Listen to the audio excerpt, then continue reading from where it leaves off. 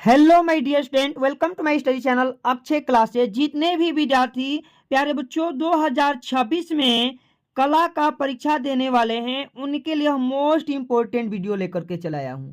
यह जो प्रश्न पत्र है यह एक प्रतिदर्श प्रश्न पत्र है जिसे खुद ही यूपी बोर्ड ने अपने ऑफिशियल वेबसाइट पर प्यारे बच्चों इसे जारी करके दिया है। आप लोग देख पा रहे हो 2025 और 26 बच्चों के लिए यह चित्रकला का एकदम प्रश्न पत्र जारी किया गया है कक्षा 10 के विद्यार्थियों के लिए। अगर आप इस वीडियो को पूरे अंत तक देख लेते हो प्यारे बच्चों तो आप लोग केवल इस वीडियो को देख करके आसानी से 70 में प्यारे बच्चों 50 नंबर क्वेश्चन आसानी से कर जाओगे। और प्यारे बच्चों रह गया जो प्रश्न यहाँ पे मैं 20 नंबर का छोड़ रहा हूँ वो लोग प्यारे बच्चों चित्रकला में आपके निपुणता पर निर्भर करेगा। वीडियो को पूरे अंत तक देखते रहिएगा क्योंकि यहाँ से सीधे क्वेश्चन फंसेंगे और प्यारे बच्चों सीधे सीधे परीक्षा में टकराएंगे, क्योंकि यह मैंने नहीं बनाया है, यह बोर्ड द्वारा जारी प्रतिदर्श प्रश्न पत्र है जिसे बोर्ड ने खुद ही बच्चों को सहायता के लिए भेजा है। आप लोग देख पा रहे हो इसका विषय कोड है 936 और प्यारे बच्चों संकेतांक है 830, पूर्णांक प्यारे बच्चों 70 नंबर का होगा। और इसके सभी निर्देश को पूरे ध्यान से पढ़ना पड़ेगा, नहीं तो फिर दिक्कत हो जाएगी प्यारे बच्चों। जो समय 3 घंटा 15 मिनट का मिलेगा, 15 मिनट में इसे एक एक करके पढ़िएगा। आपका पहला निर्देश बताया गया है कि अपना अनुक्रमांक दिए गए ड्राइंग शीट के कवर पर स्पष्ट रूप से अंकों एवं शब्दों में लिखिए तथा केंद्र व्यवस्थापक की हस्ताक्षर युक्त मोहर प्रत्येक प्रश्न पत्र पर लगवा करके कक्ष निरीक्षक से सभी पृष्ठों पर हस्ताक्षर करवा लीजिएगा। ये बिल्कुल आपको जरा सा भी इसमें चूक नहीं होना चाहिए। आगे निर्देश 2 है कि प्रश्न पत्र के 3 खंड में विभक्तित है, तीनों खंडों को हल करना है, आपको कोई भी खंड नहीं छोड़ना है। अब चलिए पहला कह रहा है खंड क के पहले आराम से पढ़िए। कह रहा है कि इस खंड में आलेखन कला एवं प्रविधि कला के प्रत्येक के 20 बहुविकल्पी प्रश्न है जिसमें से एक 20 बहुविकल्पी प्रश्नों के करना है। एक खंड के 20 बहुविकल्पी प्रश्नों का करिएगा। यदि आप आलेखन कला लिए हैं तो आलेखन कला, प्रविधि कला लिए हैं तो प्रविधि कला करिएगा। कह रहा है कि आपके द्वारा आलेखन कला एवं अथवा प्रविधि कला में से जिस भाग का चयन किया गया है, आपने जिसको चुनाव किया है उसे ही OMR शीट पर अवश्य अंकित कर दीजिएगा और अंकित करने के पश्चात प्यारे बच्चों आपको उत्तर देना होगा। आलेखन कला वाले विद्यार्थी आलेखन कला का अंकित करेंगे और प्रविधि कला वाले प्रविधि कला को। इतना बात समझ गए ना। अब कह रहा है कि निम्नलिखित प्रत्येक बहुविकल्पी प्रश्नों में से 4 विकल्पों में एक सही है। यहां से 20 क्वेश्चन 20 नंबर का है, आप एक एक करके देख लीजिए। पहला ही क्वेश्चन है कि आलेखन कितने प्रकार के होते हैं प्यारे बच्चों, ये आपको बताना है कि आलेखन कितने प्रकार के होते हैं। तो आप लोग आराम से बताइएगा कि आलेखन 4 प्रकार के होते हैं। कितने प्रकार के होते हैं? आलेखन 4 प्रकार के होते हैं। ऑप्शन यहां से बी बिल्कुल सही हो जाएगा। 2 नंबर है कि निम्न में से कौन सी पेंसिल हार्ड है। भाई कौन सी पेंसिल हार्ड है और कौन सी पेंसिल सॉफ्ट है, यहां से हार्ड चुनना है ना आपको। तो प्यारे बच्चों 2H जो होगी पेंसिल जिसपे 2H दिखा रहेगा वो हार्ड पेंसिल मानी जाती है। ऑप्शन यहां से ए नंबर बिल्कुल सही हो जाएगा। अब प्रश्न संख्या 3 है कि 2 वर्णों को मिश्रित करने पर प्राप्त वर्ण क्या कहलाता है। भाई 2 रंगों को आपस में आप लोग मिलाओगे तो वह वर्ण प्राप्त होगा, वह क्या कहलाएगा। तो यहां से आप लोग करिएगा कि द्वितीय कहलाता है। आंसर यहां से बी बिल्कुल सही हो जाएगा। 4 नंबर है कि रेखा कितने प्रकार की होती है। तो प्यारे बच्चों आपको रेखा बताना है कि रेखा 2 प्रकार की होती है। एक रेखा होती है जो सीधी होती है, सरल रेखा कहते हैं। एक रेखा होती है जो टेढ़ी मेढ़ी होती है ऐसे, तो इसे वक्र रेखा कहते हैं। इतना समझ गए। ये वाला वक्र रेखा है, ये वाला सीधी रेखा है। अब चलिए लाल रंग में हरा रंग मिलाने से कौन सा रंग बनेगा। 5 नंबर क्वेश्चन कर रहा है। तो यहां से प्यारे बच्चों आप लोग आराम से बताइएगा कि लाल रंग में जब हरा रंग मिलाओगे तो यहां से प्यारे बच्चों भूरा रंग बनेगा। यहां से राइट आंसर सी बिल्कुल सही हो जाएगा। अब हम लोगों का कह रहा है कि निम्नलिखित में से कौन सा प्राथमिक रंग है। यहाँ इस प्रश्न के ऑप्शन देखिए, एकदम आराम से आंसर देने का प्रयास कीजिए। सारे क्वेश्चन आपको प्यारे बच्चों यहाँ से सही हो जाएगा। अब प्राथमिक रंग पूछा है ना, तो प्यारे बच्चों प्राथमिक रंग 3 होते हैं। आप लोगों को मैं बता दे रहा हूँ। एक होता है लाल, दूसरा होता है पीला, लाल पीला, उसके बाद प्यारे बच्चों एक होता है नीला, और इन्हीं को मिला करके प्राथमिक रंग बनाते हैं। तो यहाँ से आपको ऑप्शन में ढूंढ लेना है कि प्राथमिक रंग कौन सा है। तो प्यारे बच्चों यहाँ से राइट आंसर निकल के हमारा आ गया कि प्राथमिक रंग में लाल को रखना है। कला शब्द किस भाषा का है, ये आपको बताना है कि कला शब्द किस भाषा का है। तो कला शब्द प्यारे बच्चों संस्कृत भाषा का है। राइट आंसर यहाँ पे बी बिल्कुल सही हो जाएगा। कला का विरोधी रंग कौन सा है, ये आपको बताना है कि कला का विरोधी रंग कौन सा होता है। तो कला का विरोधी रंग प्यारे बच्चों सफेद रंग होता है। आंसर यहाँ से बी बिल्कुल सही कर दोगे। अब 9 नंबर है कि बिना ब्रश की सहायता से कौन सा रंग लगाया जा सकता है। कौन सा ऐसा रंग है जिसे आप बिना ब्रश के लगा सकते हैं। तो यहाँ से प्यारे बच्चों राइट आंसर यहाँ से जो निकल करके आ जाएगा पेस्टल कलर का रंग। आंसर यहाँ से सी बिल्कुल सही हो जाएगा। इतना समझ गए ना। अब 10 नंबर है कि किस ब्रश की सहायता से सबसे पतली लाइन खींची जा सकती है, ये आपको बताना है 10 नंबर में। तो प्यारे बच्चों आप लोग बताइएगा कि 00 नंबर का जो ब्रश होगा उसकी सहायता से जो है आपको जो है पतली लाइन खींची जा सकती है। इतना समझ गए ना। अब 11 नंबर है कि लाल रंग में सफेद रंग यदि मिलाओगे तो कौन सा रंग बनेगा। लाल रंग में यदि सफेद रंग मिला दोगे तो प्यारे बच्चों कौन सा बन सकता है। तो यहाँ से प्यारे बच्चों जो आंसर निकल के आएगा वो बनेगा कि गुलाबी बन सकता है। राइट आंसर भी हो सकता है। ठीक है। अब 12 नंबर है कि इंद्रधनुष में रंग चक्र में प्रथम रंग कौन सा है। तो प्यारे बच्चों आपको यहाँ पे सूत्र याद होगा, इसे बैनी आह पिनाला कहते हैं। बैनी आह पिनाला, यहाँ से सूत्र निकलता है बैनी आह पिनाला। आप लोग आराम से कर दोगे। इसी में सातों रंग का नाम जो है छिपा हुआ है। बैगनी, नीला, उसके बाद आसमानी, हरा, पीला, नीला, उसके बाद प्यारे बच्चों है काला, अरे लाल। ठीक ना। तो यहाँ से इंद्रधनुष में प्रथम रंग कौन सा है। तो यहाँ से प्यारे बच्चों आप लोग आराम से बता दीजिएगा कि बैगनी रंग है। कौन सा रंग है, बैगनी रंग है। आंसर यहाँ से ए बिल्कुल सही हो जाएगा। अब लाल रंग किस प्रकार का होता है, ये आपको बताना है कि लाल रंग किस प्रकार का होता है। तो प्यारे बच्चों लाल रंग जो होता है उष्ण प्रकार का होता है। राइट आंसर यहाँ से ए बिल्कुल सही हो जाएगा। कौन सा रंग सबसे पारदर्शी होता है, ये आपको बताना है ना। तो 14 में आप लोग आराम से बताइएगा कि जल रंग जो होता है पारदर्शी होता है। राइट आंसर यहाँ से ए बिल्कुल सही हो जाएगा। रंगों के संबंध में सही व्यक्ति कौन सा है प्यारे बच्चों, सही संबंध कौन सा है यहाँ आपको ये बता देना है। तो रंगों के संबंध में प्यारे बच्चों ओस्टवाल्ड होता है। आंसर जो सही निकल का आया, आंसर भी बिल्कुल सही हो जाएगा। द्वितीयक रंग किस प्रकार से प्राप्त किए जा सकते हैं। तो अभी आप लोग समझे कि भाई मिश्रण से द्वितीयक रंग प्राप्त किए जा सकते हैं। तो यहाँ से हो जाएगा कि दो प्राथमिक रंगों के आप लोग मिलाओगे तो द्वितीयक रंग जो है प्राप्त हो सकते हैं। आंसर भी यहाँ से बिल्कुल सही हो जाएगा। फिर आगे बढ़ते हैं तो 17 नंबर क्वेश्चन आता है कि अलसी के तेल का प्रयोग कहाँ पे होता है। ये आपको बताना है कि अलसी के तेल का प्रयोग प्यारे बच्चों कहाँ से होता है। तो तैल रंग में होता है। आंसर यहाँ से सी बिल्कुल सही हो जाएगा। अब 18 नंबर है कि इंजन का प्रयोग किया जाता है। भाई इंजन का ई जल का प्रयोग किया जाता है। ई जल का प्रयोग आपको कहाँ करते हैं। तो यहाँ से आप लोगों को लिखना है कि चित्रकारी में ई जल का प्रयोग करते हैं। राइट आंसर ए बिल्कुल सही हो जाएगा। 19 नंबर है कि शीघ्रता से किया गया रेखांकन क्या कहलाएगा। तो शीघ्रता से किया गया रेखांकन प्यारे बच्चों आराम से यहाँ पे स्केच लगा देना है। स्केच कहलाता है। नीला रंग और लाल रंग को मिलाने से क्या प्राप्त होगा, ये आपको बताना है। तो नीला रंग और लाल रंग जब मिला दोगे तो यहाँ से आपको बनेगा बैगनी रंग। राइट आंसर यहाँ से प्यारे बच्चों राइट आंसर भी बिल्कुल सही हो जाएगा।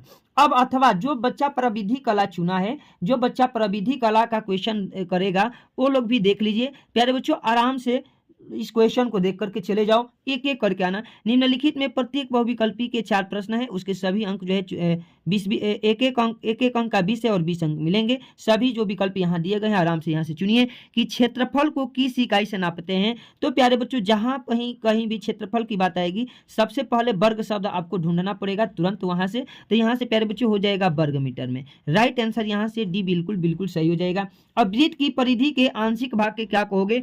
तो कोई वृत्त है और वृत्त क्या उसका परिधि है, उसके आंशिक भाग को क्या कहोगे प्यारे बच्चों। तो चाप कहोगे। मान लीजिए कि ये यहाँ से वृत्त है और यहाँ से कोई आंशिक भाग आप यहाँ से यहाँ तक ही ले लेते हो तो इसे क्या कहोगे प्यारे बच्चों। तो इसी को तो कहते हो चाप। यहाँ से यहाँ तक के भाग को आप लोग चाप कहोगे। आयत का क्षेत्रफल होता है, ये आपको बताना है कि आयत का क्षेत्रफल क्या होता है। तो आयत का क्षेत्रफल प्यारे बच्चों होता है लंबाई गुणे चौड़ाई होता है। यहाँ से जो राइट आंसर हो जाएगा लंबाई गुणे चौड़ाई होना चाहिए। यहाँ आधार गुणे ऊंचाई भरा है तो ठीक है। यहाँ से इसी को एक आधार माना है एक ऊंचाई माना है। तो इसी बात को आप लोग लिख सकते हैं लंबाई गुणे चौड़ाई या आधार गुणे ऊंचाई। इसी बात को तो कहा गया है। ठीक है।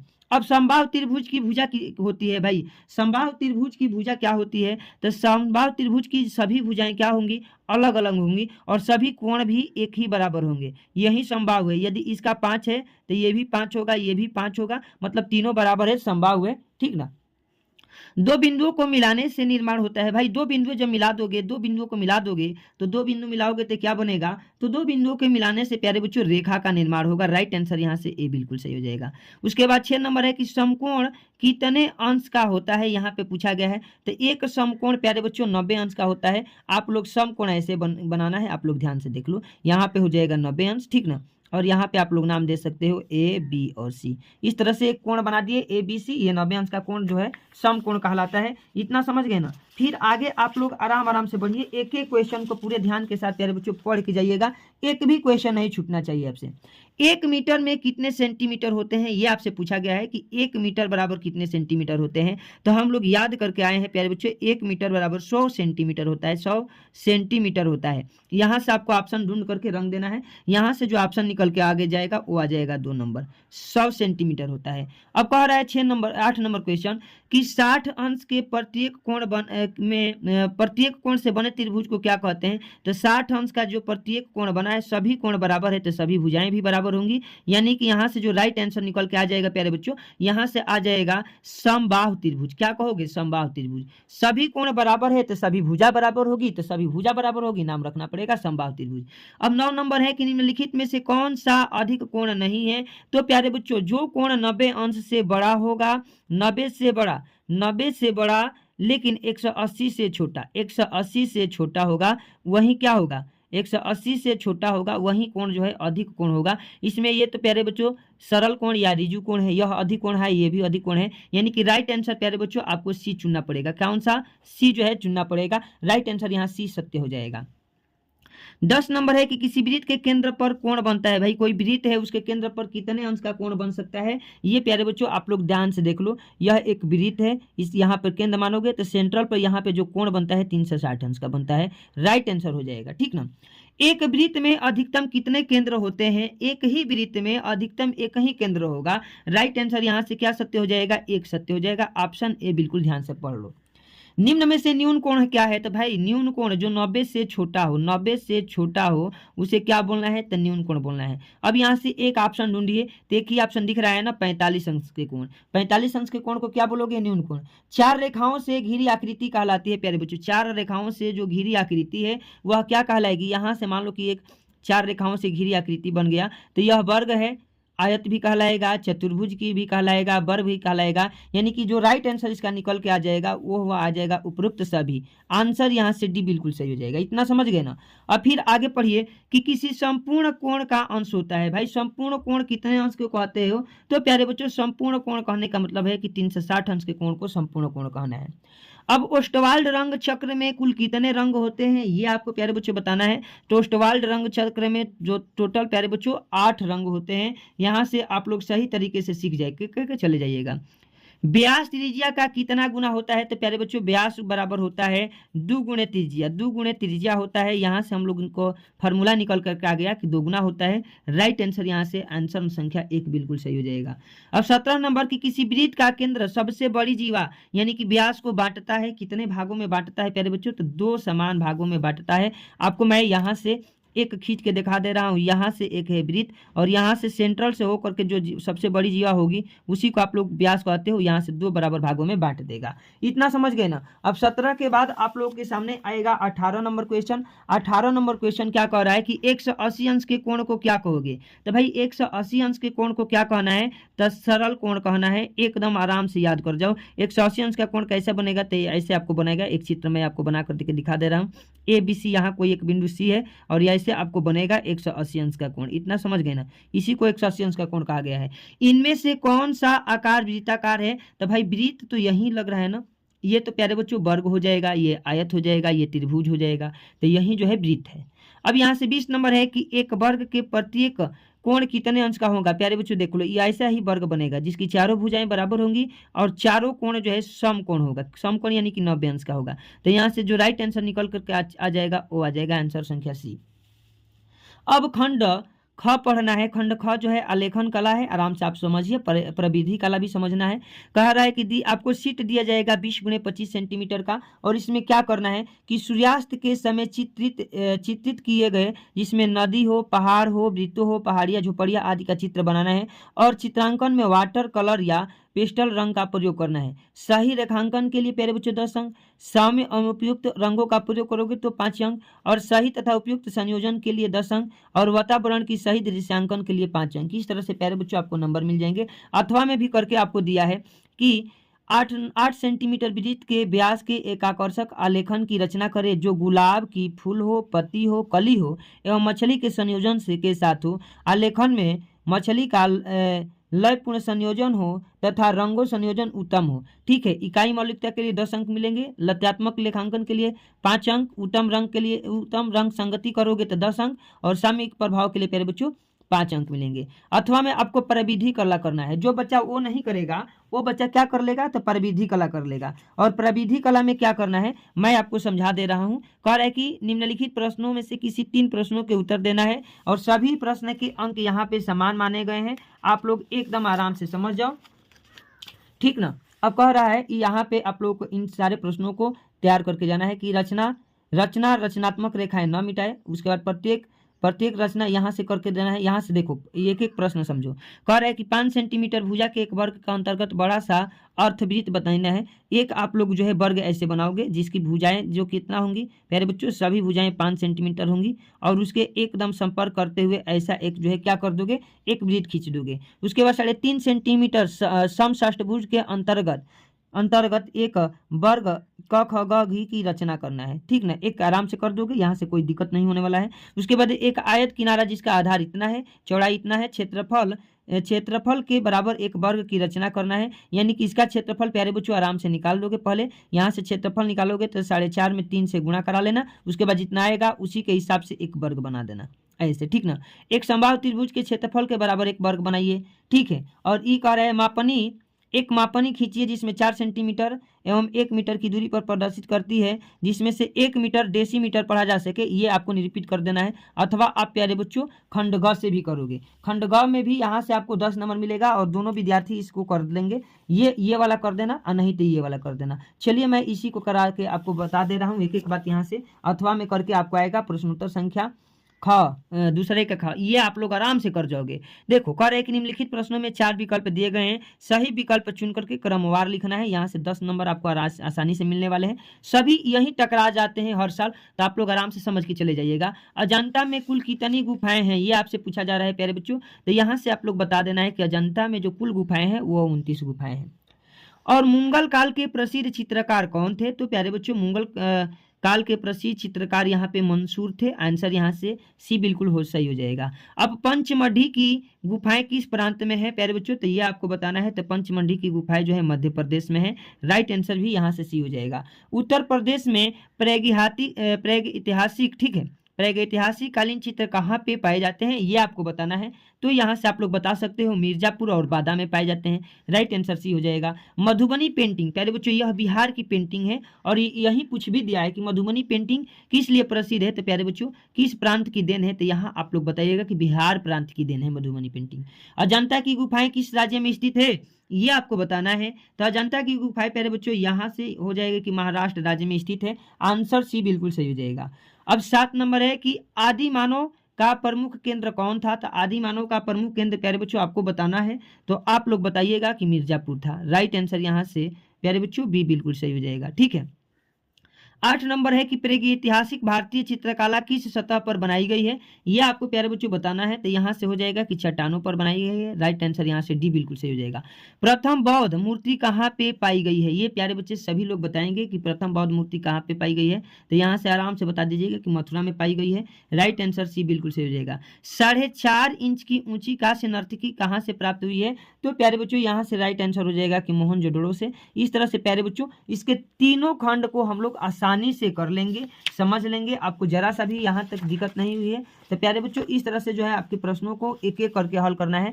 तो अगर यह वीडियो आप सभी को अच्छी लगी है, हेल्पफुल लगी है, तो वीडियो को प्यारा सा लाइक कर दीजिए, अपने दोस्त में शेयर कर दीजिए, और हमारे चैनल पर आपने पहली बार विजिट किया है तो हमारे चैनल अक्षय क्लासेज को सब्सक्राइब करके चैनल के साथ जुड़ जाइएगा। बेल आइकन वाला घंटी भी दबा दीजिएगा।